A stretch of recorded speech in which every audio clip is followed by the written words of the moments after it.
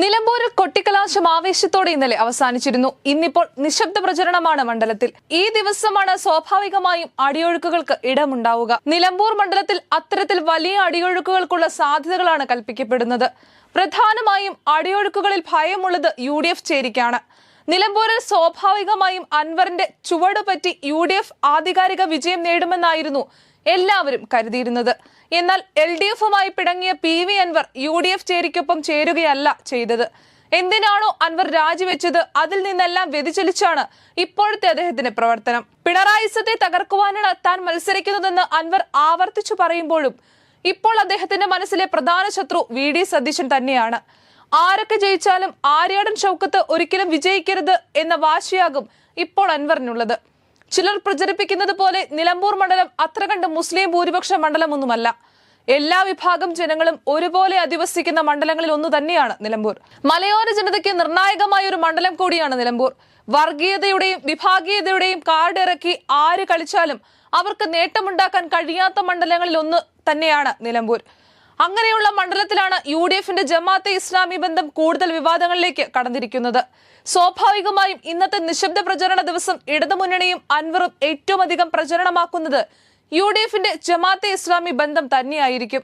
സ്വാഭാവികമായും പല തെരഞ്ഞെടുപ്പുകളിലും സമീപകാലത്ത് UDFന് വെൽഫെയർ പാർട്ടി പിന്തുണ നൽകിയിട്ടുണ്ട്. പാലക്കാടും വയനാടും ചേലക്കരയിലും പുതുപ്പള്ളിയിലും വെൽഫെയർ പാർട്ടിയുടെ പിന്തുണയെ സ്വാഗതം ചെയ്യുക പോലും UDF ചെയ്തിരുന്നില്ല. ആര് വോട്ട് ചെയ്യാൻ തയ്യാറായാലും ആ വോട്ടുകളെ വേണ്ടെന്ന് പറയില്ല എന്ന് മാത്രമായിരുന്നു അന്നൊക്കെ കോൺഗ്രസും UDF നേതൃത്വവും പറഞ്ഞിരുന്നത്.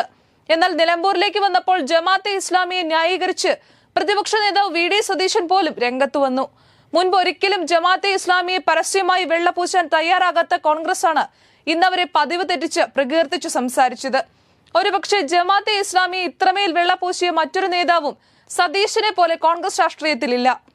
ഇന്നത്തെ ദിവസം വീടുകൾ കയറിയുള്ള പ്രചരണത്തിൽ LDF സ്വാഭാവികമായും സതീശന്റെ ജമാഅത്തെ ഇസ്ലാമി ബന്ധവും ആളുകളിലേക്ക് എത്തിക്കും. ഇതിൽ ഏറ്റവും പ്രസക്തമായ കാര്യം നല്ലൊരു ശതമാനം ലീഗ് വോട്ടുകളും തെരഞ്ഞെടുപ്പുകൾ അൻവറിന് ലഭിച്ചിട്ടുണ്ട്. ഒരുപക്ഷെ അൻവറിനെ കഴിഞ്ഞ തെരഞ്ഞെടുപ്പിൽ വിജയിപ്പിച്ചത് പോലും ലീഗിന്റെ കൂടി വോട്ടുകളാകും.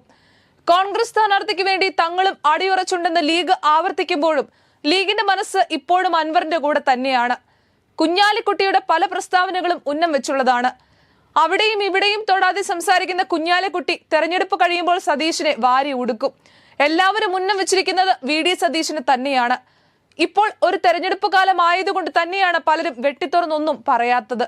ഇപ്പോൾ ഏതെങ്കിലും തരത്തിൽ പ്രതിപക്ഷ നേതാവിനെ വിമർശിച്ചാൽ നാളെ തെരഞ്ഞെടുപ്പ് ഫലം വരുമ്പോൾ UDF വിജയിച്ചാൽ ആരാലും എന്തിനാലും തളർത്തുവാനോ കഴിയാത്ത നേതാവായി സതീശൻ മാറും. അത് തിരിച്ചറിഞ്ഞതുകൊണ്ടാണ് കോൺഗ്രസിനുള്ളിൽ തന്നെ ഒരു വിഭാഗം ഇപ്പോൾ മൗനം തുടരുന്നത്. ഏതായാലും ജമാഅത്തെ ഇസ്ലാമി ബന്ധത്തിൽ UDFനുള്ളിൽ വലിയൊരു വിഭാഗത്തിന് എതിരഭിപ്രായങ്ങൾ ഉണ്ടെന്ന് പകൽ പോലെ വ്യക്തമാണ്. ഒരുപക്ഷെ നിലമ്പൂരിൽ UDF പരാജയപ്പെട്ടാൽ ആ പരാജയത്തിന്റെ മൂലകാരണവും വെൽഫെയർ പാർട്ടിയുടെ പിന്തുണ മാത്രമാകും.